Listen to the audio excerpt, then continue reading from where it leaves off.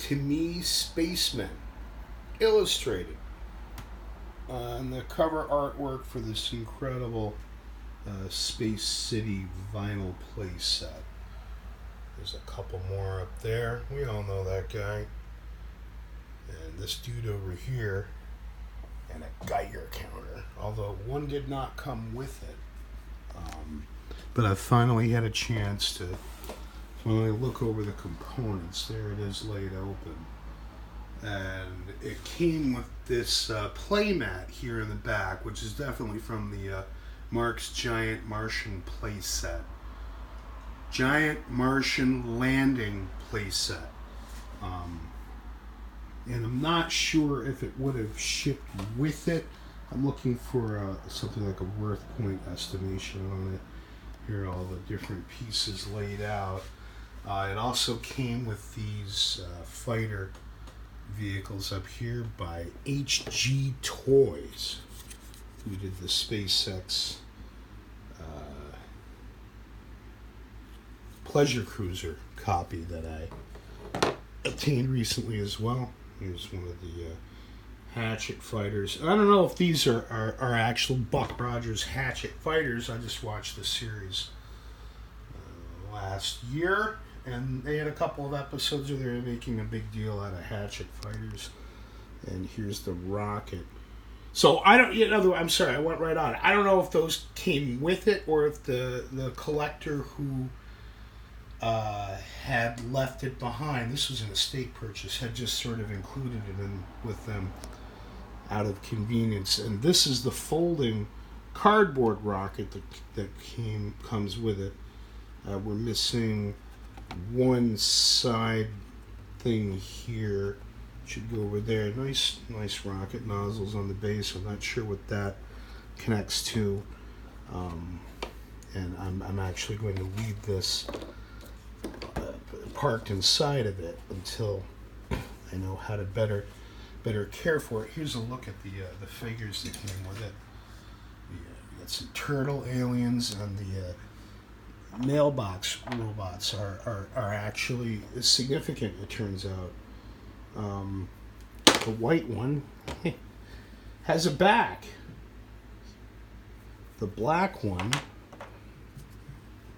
is hollowed out. And he's also been slightly retooled. See it best here looking down from above. The black guys, the black robots, foot pads are wider.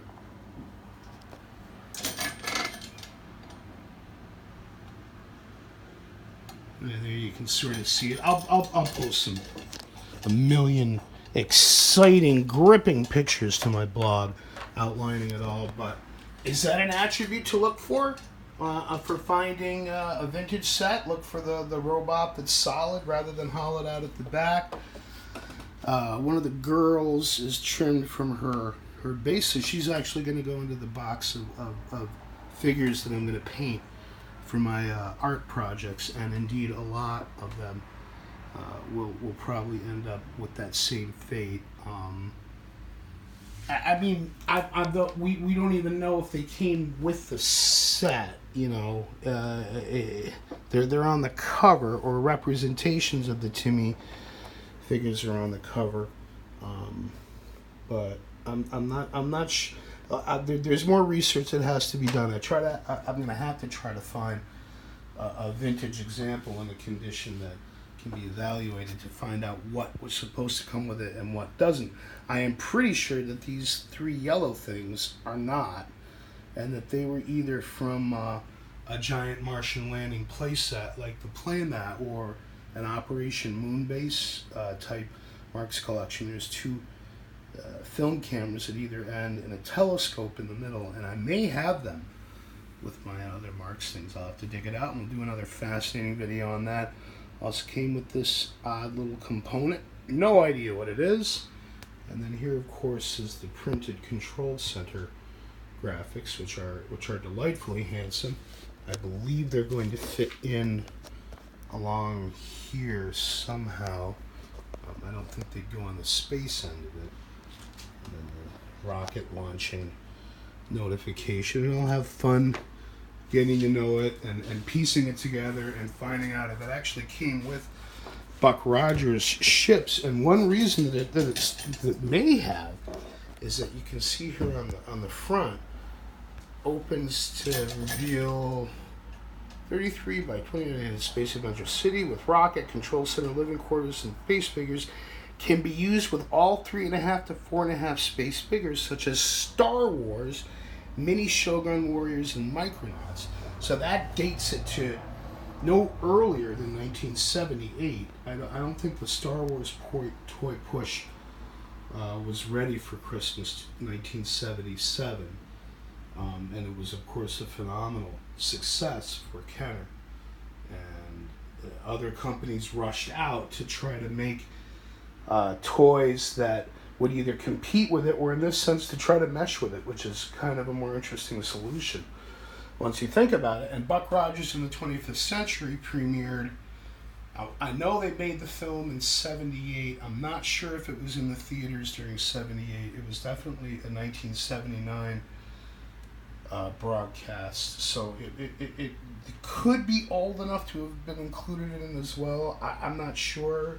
You have to find out what the relationship between Terra Toy Corp and HG would be, or find out find an accurately listed description of what came in. I think I got a bunch of extra goodies here that more than compensate for any potential condition issues, like the wings here on the side. Those are a bit folded. And as I said in another video, I'm already looking for the right storage solution that will pretty much just house it and keep it intact and pressed into that rectangular shape. And yeah, I mean, I know I want to paint the female figure, but the rest of them will stay with it.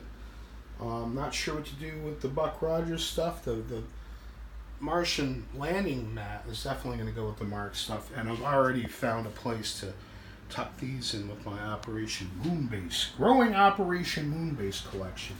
And that was sort of what I was, I want to look at different people's approaches to how to make the toy collection exist in a place, rather than just a bunch of toys that come in a bucket. Instead, you've got a place here that you build together, and that adds a narrative depth to it that the play mind can engage with. And I'm thinking about it in terms of just not things that I could replicate, but what would inspire me to look into my own history of enjoying science fiction and space toy forms to pick those that I'd want to replicate or use in my art or do whatever. So this is research material, probably just going to all stay boxed up pretty much, other than as fascinating research material, and we'll get those Operation Moonbase components in with the rest and style up some art.